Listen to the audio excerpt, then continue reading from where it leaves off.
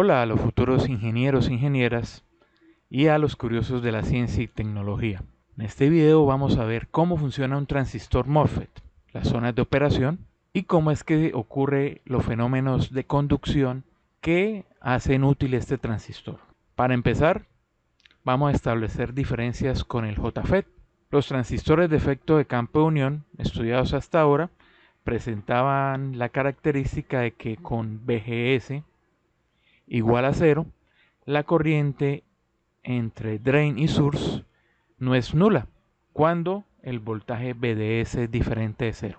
En cambio, los transistores MOSFET, transistor de efecto de campo metal óxido semiconductor, el acrónimo que se forma de su denominación en inglés, tienen una ID nula con VGS igual a cero, lo cual es interesante para trabajar en conmutación o lo que es lo mismo en aplicaciones de electrónica digital. Otra diferencia de los MOSFET con respecto al JFET es que tienen una impedancia de entrada elevada, del orden de 10 a la 15 ohmios. Vamos a tener MOSFET de canal N y canal P, que a su vez se van a dividir en MOSFET de empobrecimiento y MOSFET de enriquecimiento. Acá podemos ver el símbolo eléctrico de este transistor. Tiene tres terminales en su encapsulado: la compuerta, el drenaje y la fuente. Este terminal que vemos acá no se conecta con el exterior. Es una terminal que va al sustrato interiormente en el transistor, pues va colocado a tierra. También reciben el nombre de transistores de efecto de campo de puerta aislada. Aquí lo representa el símbolo y ya vamos a ver por qué se denominan de puerta aislada. El nombre de transistor de efecto de campo metal óxido semiconductor, ese nombre lo podemos observar debido a la construcción de este transistor. Metal porque cada una de las terminales de este transistor van conectados a una placa metálica. Óxido, bueno, porque en la compuerta, debajo de esa placa metálica, hay una capa aislante de óxido de silicio o de un material similar. Y semiconductor, porque vamos a tener un sustrato formado por un material tipo P o tipo N, y pues vamos a tener también en la región de drenaje y fuente también materiales semiconductores. Entonces, si el sustrato es tipo P, las impurezas de la fuente y el drenaje pues van a ser contrarios, van a ser tipo N. Si el sustrato es tipo N, pues los materiales de source y drain pues van a ser tipo P. Estos son los tres terminales que están por fuera del encapsulado. Allá en el símbolo eléctrico veíamos otro terminal. Este generalmente cuando se construye el circuito integrado se coloca a tierra. Ahora vamos a ver cómo ocurren los fenómenos de conducción en el MOSFET. Entonces para eso tenemos acá este simulador donde tenemos fuentes de polarización, la fuente VGS que está conectada entre la compuerta y la fuente. Si no se alcanza a ver, pues aquí el positivo va a la compuerta, el negativo a la fuente, que pues está conectado a tierra. Y la otra fuente es la que se coloca entre los terminales de drain y source. Bueno, el positivo de esa fuente va a tierra y el negativo a el terminal de drain. Acá tenemos el sustrato, que en este caso es tipo P. Tenemos la región de semiconductor que va al source, que es tipo N, que está fuertemente dopada, lo mismo que el drain. Y bueno, acá el terminal que veíamos en el símbolo eléctrico que está puenteado a tierra. De nuevo, en este transistor tenemos dos uniones.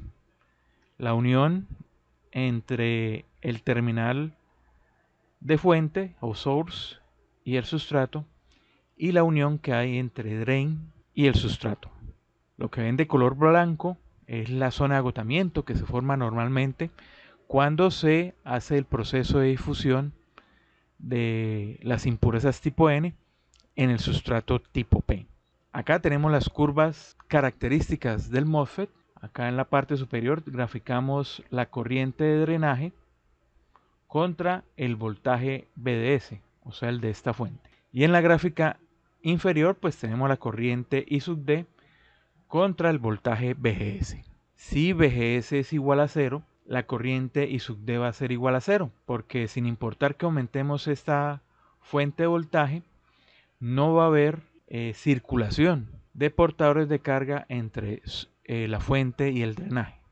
Recuerda que esta es la zona de agotamiento, no hay cargas libres, entonces ahí tenemos esa característica. Y eso sería que el dispositivo se encuentra en corte. Si aumentamos la fuente VGS, que va a establecer el punto de operación, lo que hace es configurar la corriente máxima que va a circular por los terminales de fuente y drenaje. Entonces, por ejemplo, la colocamos en VGS 5 voltios. La máxima corriente que podría circular por estos dos terminales sería 2.1 amperios. Entonces aquí este dispositivo, igual que el JF, controla la corriente por medio de un voltaje. Bueno, ¿y cómo controla esa corriente? Pues ampliando o reduciendo este canal que se forma entre la terminal de source y drain. Entonces, entre mayor sea ese canal, mayor corriente va a circular, y entre más pequeño, menor corriente va a circular entre esos dos terminales. ¿Cómo se forma ese canal? Entonces vamos a poner acá VGS en 0. Resulta que acá en esta fuente estamos aplicando un positivo al terminal o a la región de compuerta. Recordando, la compuerta tiene una parte de metal y una parte de aislante, óxido de silicio, por ejemplo. Entonces, al aplicar el más a esta parte metálica, lo que hacemos es cargar positivamente la placa de metal. Esa carga hace que los electrones que están en la fuente y en el drenaje empiecen a acumularse en esta región, haciendo que la zona de agotamiento pues cambie su tamaño acá en el canal. Entonces, a medida que subimos VGS, más electrones de esas regiones se empiezan a acumular en el canal y ya se formó un puente entre el terminal de source y de drain. Aunque el canal está formado, como VDS es igual a 0, esta corriente I sub D aún es igual a 0, o sea, no hay circulación de corriente. Solo se ha formado el canal. Ahora vamos a empezar a aumentar el valor de VDS de esta fuente. Entonces establecemos un punto de operación de VDS, vamos a dejarlo en 5 voltios y vamos a empezar a subir VDS. A medida que VDS empieza a ser mayor a 0, empezará a circular un flujo de electrones desde la fuente al drenador, lo que dará lugar a una corriente en sentido contrario, o sea, I sub D va a ser mayor a 0. Cuanto mayor sea VDS, mayor será la corriente I sub D, y ambas magnitudes estarán relacionadas a través de la resistencia R que presente el canal. Entonces, al ser una corriente de portadores mayoritarios de electrones, se cumple la ley de Ohm. Entonces, el voltaje VDS va a ser igual a la resistencia del canal por I sub D. Y en este instante nos encontramos en la región óhmica o lineal. Algunos libros la denominan región de triodo. Pues dependiendo del autor, pues puede recibir cualquiera de esos tres nombres. Si VDS empieza a tomar valores importantes, también lo hará I sub D. En estas condiciones existe una caída de tensión a lo largo del canal. Entonces, en la zona próxima al drenador va a haber una mayor tensión que en la zona próxima a la fuente, por lo que la diferencia de potencial entre la puerta y el sustrato ya no va a ser VGS, sino va a ser un valor inferior. Esto provoca que el canal empiece a contraerse en la zona cercana al drenador. Entonces ahí podemos observar que esta zona empieza a contraerse más rápido que esta. Es decir, la resistencia del canal está aumentando y por eso la corriente se modera. En consecuencia, las características de salida suavizan su pendiente y nos encontramos en una región gradual, que sería esta zona de acá. Existe una tensión BDS para la cual en los puntos próximos al drenador el canal se habrá contraído totalmente. Esta tensión se denomina tensión de drenador de saturación, voltaje de pitch off o voltaje de contracción, lo que veíamos también en el JFET. En este caso se dice que el canal se ha estrangulado o pinchado. En este momento, la pendiente de la curva se hace cero y el dispositivo ya entró en saturación. Entonces ahí tendríamos las diferentes zonas de operación del MOSFET. Hay dos parámetros importantes en el transistor MOSFET.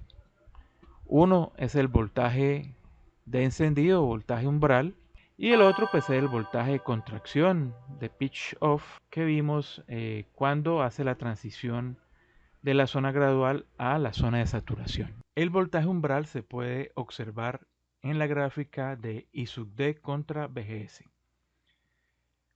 Cuando el voltaje VGS tiene un valor mucho menor que ese voltaje umbral que es característico del MOSFET, la corriente I sub D es muy pequeña. Apenas supera, en este caso, los 2 voltios, ya empieza a haber una corriente significativa circulando por el drenaje. En las diapositivas donde veíamos el símbolo eléctrico del MOSFET, nos decían que una de las primeras divisiones era canal N, canal P, y que cada uno de esos MOSFET se dividía en un MOSFET de empobrecimiento y un MOSFET de enriquecimiento. Entonces el MOSFET de empobrecimiento es cuando por construcciones el canal ya se encuentra formado, o sea, entre el canal entre fuente y drenaje. Y al aplicar la polarización externa, lo que se hace es disminuirlo. Ese sería el MOSFET de empobrecimiento. Y el MOSFET de enriquecimiento es cuando el canal no está formado y por polarización externa se forma el canal. Con esto terminamos la explicación de los procesos de conducción que ocurren en el MOSFET. No olviden darle al botón me gusta y compartir el video para que muchos más estudiantes aprendan. Hasta una próxima oportunidad.